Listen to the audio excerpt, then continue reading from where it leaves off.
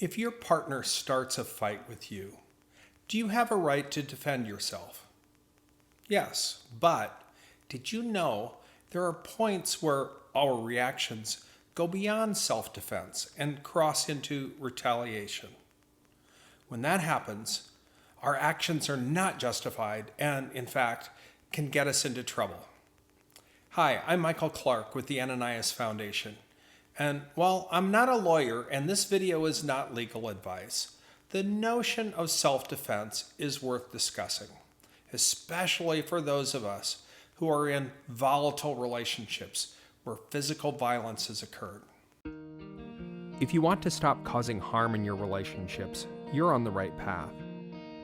This is Journey of Change, a video series to help you become the safe, loving partner you were meant to be.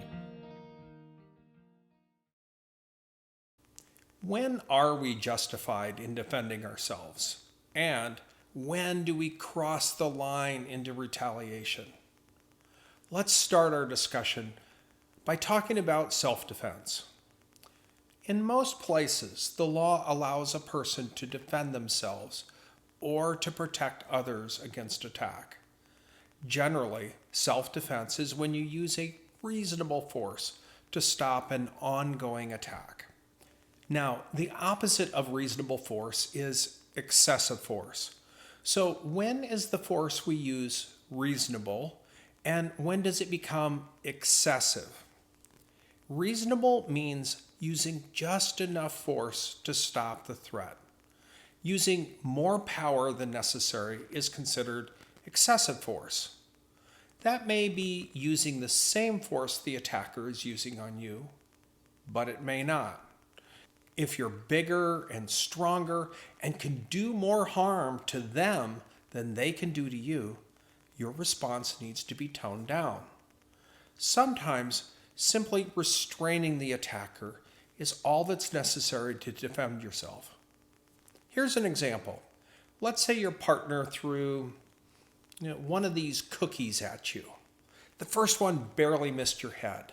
The second one hits you squarely in the chest. Now they have a third cookie in their hand and they're ready to throw it.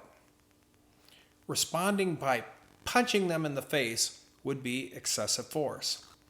The power of your punch and the damage done would likely exceed the potential injuries from a thrown cookie. Instead, you could subdue your partner with a bear hug, deflect the cookie, or probably the best solution is to leave the room.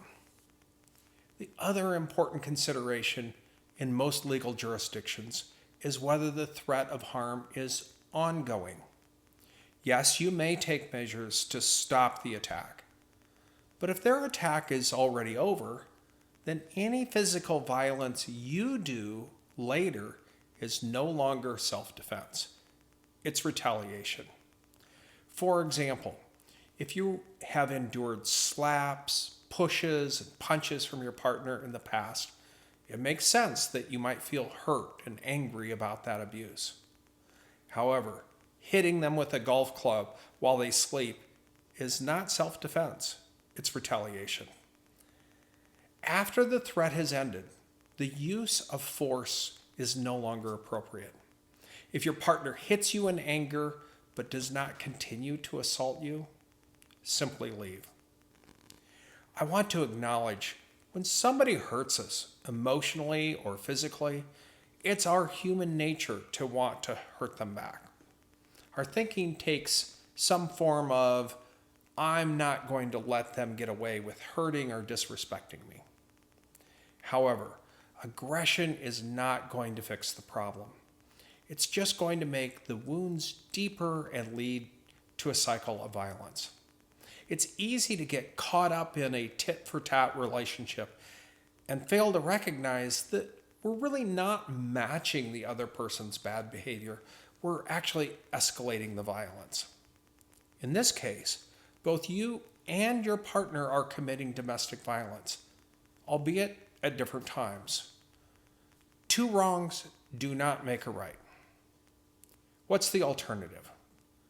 One person needs to make the brave move to step out of the conflict.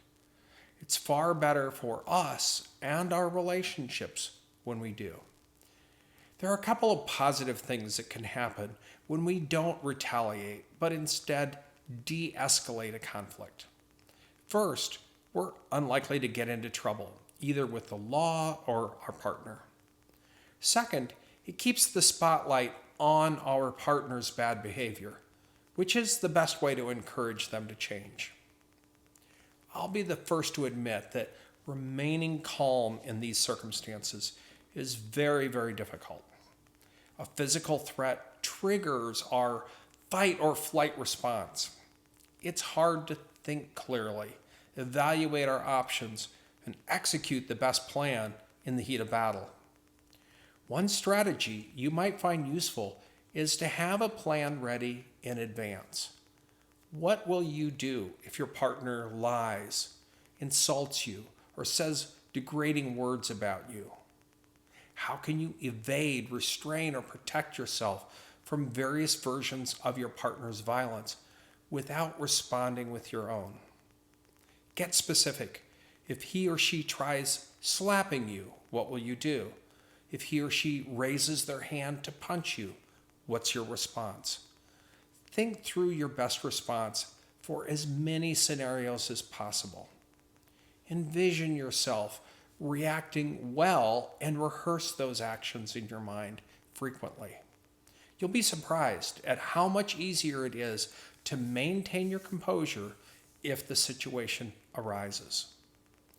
Now, one more point to consider here. Understanding self-defense versus retaliation is important if you are in a relationship where physical violence or emotional abuse is happening. But if that's the case, however, there's another bigger question you should ask yourself. Why are you in this relationship? The situations I described earlier could be called mutually abusive because both parties are being violent or abusive toward each other. If this describes your relationship, by all means, clean up your part of the harm. However, if you've done this, or if you're not participating in the abuse, and your partner's abuse continues, and you find yourself needing to defend yourself, then know that your safety and sanity are in peril. I encourage you to separate yourself from your partner until they address their issues, or permanently if they do not. I'm Michael Clark with the Ananias Foundation, and I hope you found this video and this discussion about self-defense to be helpful. Take care, and I'll see you in another video. Thanks for joining me today. I'm honored to be on this journey of change with you, and I hope I've helped you in some way. If you have any comments, questions, or suggestions, feel free to leave them in the comments section below. We'd love to hear from you. Also, be sure to hit the like button, share this with others who might find it helpful, and subscribe to our channel so you don't miss any of our future videos. For more resources, head to our website, ananiasfoundation.org. Until next time, take care and remember, change is possible.